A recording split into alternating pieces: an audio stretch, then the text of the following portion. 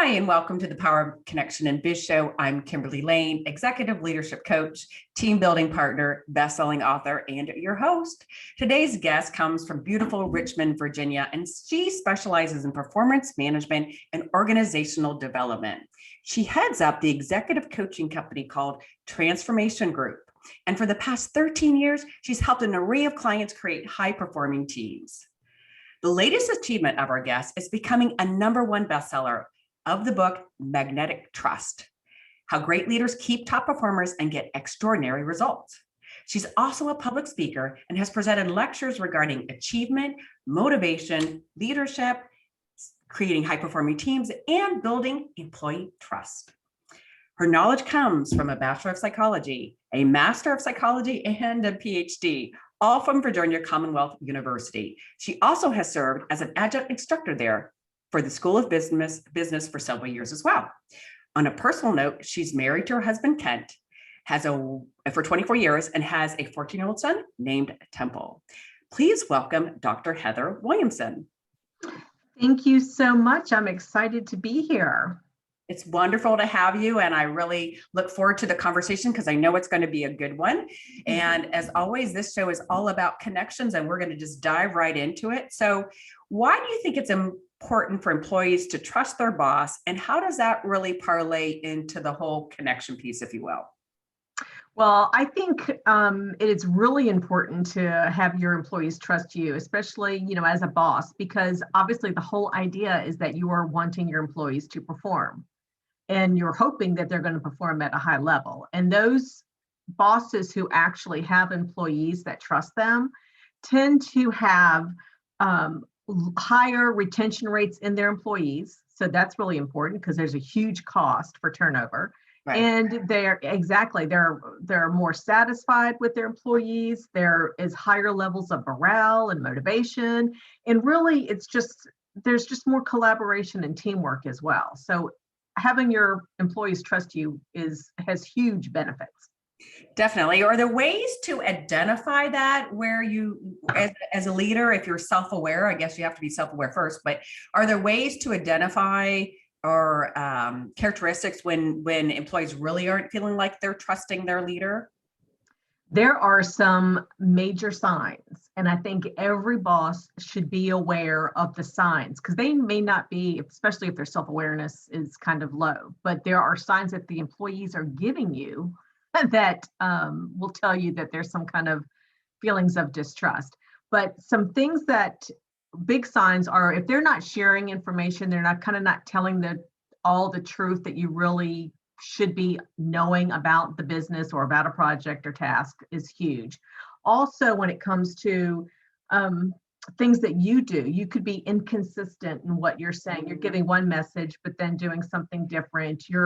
Could be playing favorites in your employees. You kind of like one more than the other, and you're actually being real visual about this, which is never good.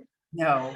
And then, just simply like when you failed to keep promises that you make, whether it's something as simple as, hey, Mary, I'm going to have you lead this project, the next project when it comes up, and then you give it to Joe.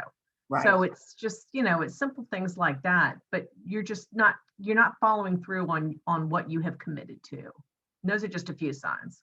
Got it. Great. So, many organizations are facing the kind of the new normal, if you will, where now they're starting to go back to the office. And I'm sure there's a little anxiety about that from a leadership perspective. Now we can't be sitting over the jams anymore, right? In slippers, but we've got to show up in the office. And there's is it possible to recreate a work environment where maybe in the past and maybe even during the pandemic when they're conducting Zoom meetings or however they're trying to create engagement, is it possible to really recreate a new culture now that there's this huge opportunity, now that people are going back to the office to really consciously change? I mean, can we do that as leaders?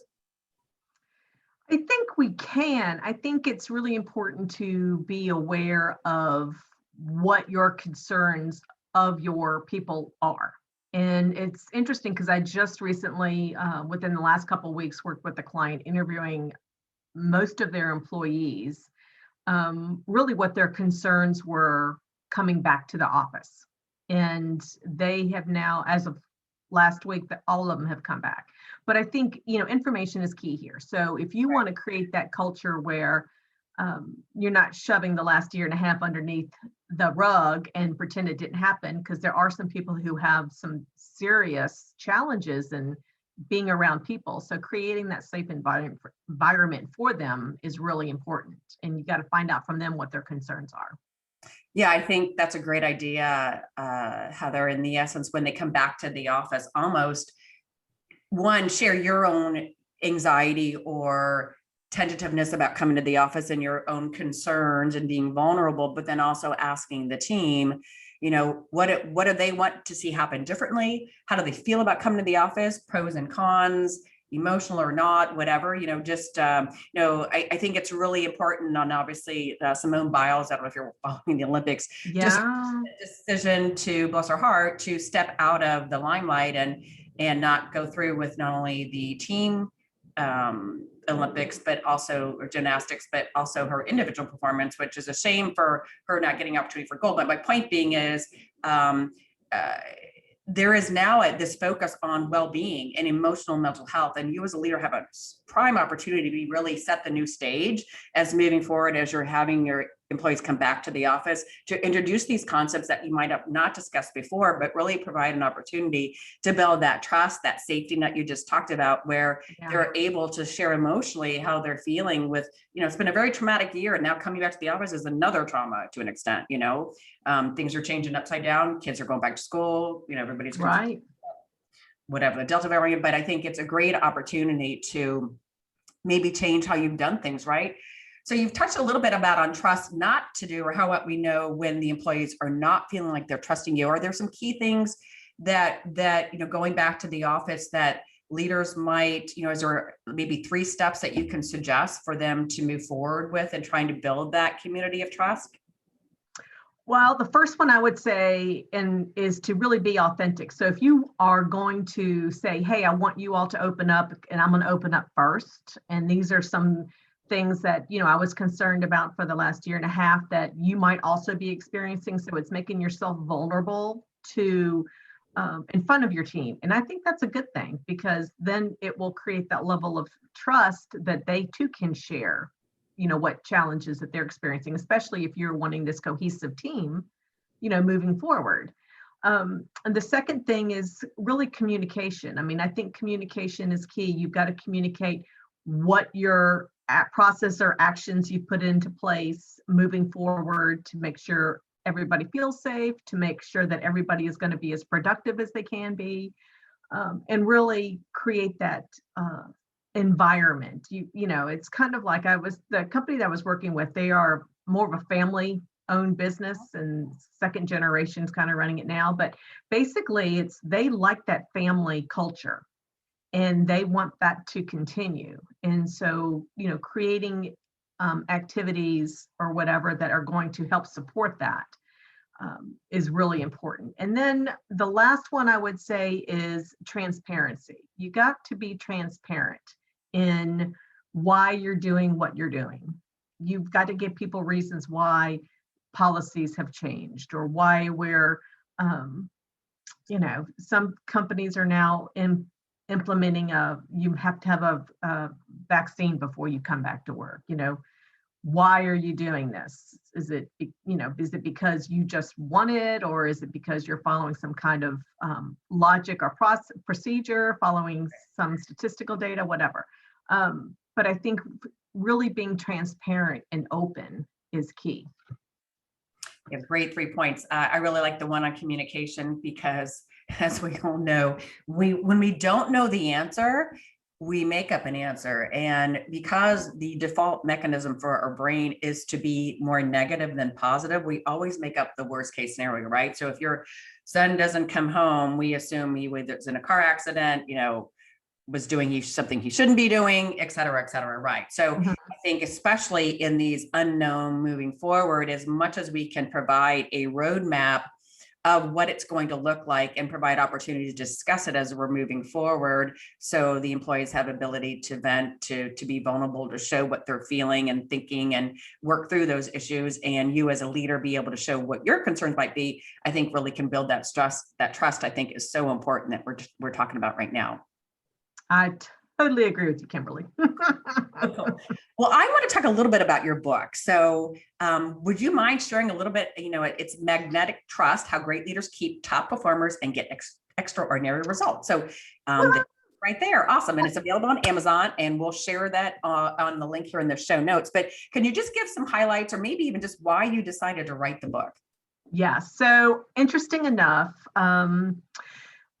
there was a personal story of why it finally came about. But before I started doing what I'm doing, I used to work for a company, and we had the opportunity to go on a couple outward bound programs. And they brought in this industrial organizational psychologist to facilitate team building and the ropes courses and all that. But the small group work is what I loved, absolutely loved. And the company that I was with was a great company and had great experience. And then when I left the company to go back to school, through the years, we have different bosses, right?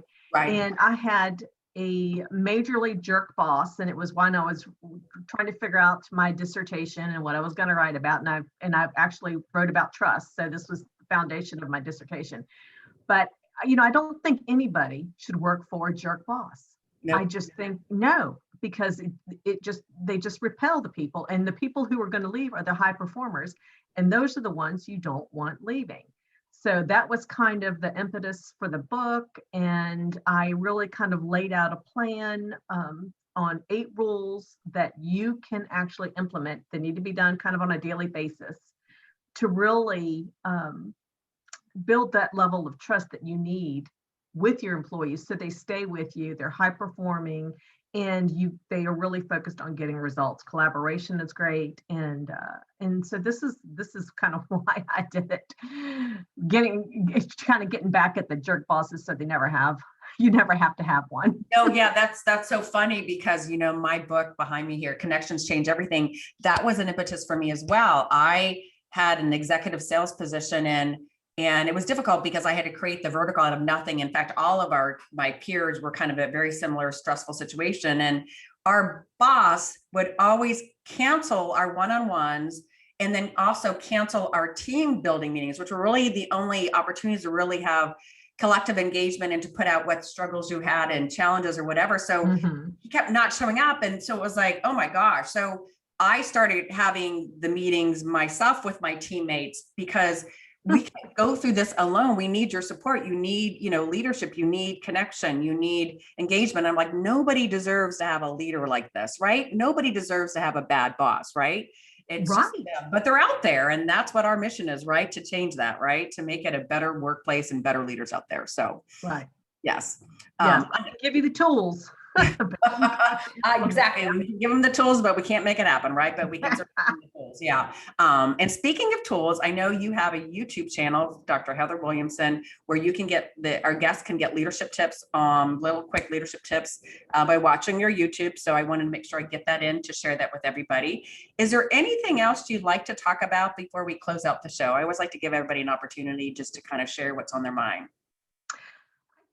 Really the biggest thing is, we're moving into this new uncharted world, I think, with regard to people coming back or people working remotely. And I think it's a great opportunity to make sure that everybody still feels like they're part of a team, even if you do choose to work remotely by choice, or the company has chosen to be remote. I think it's really important to make sure that everyone stays engaged.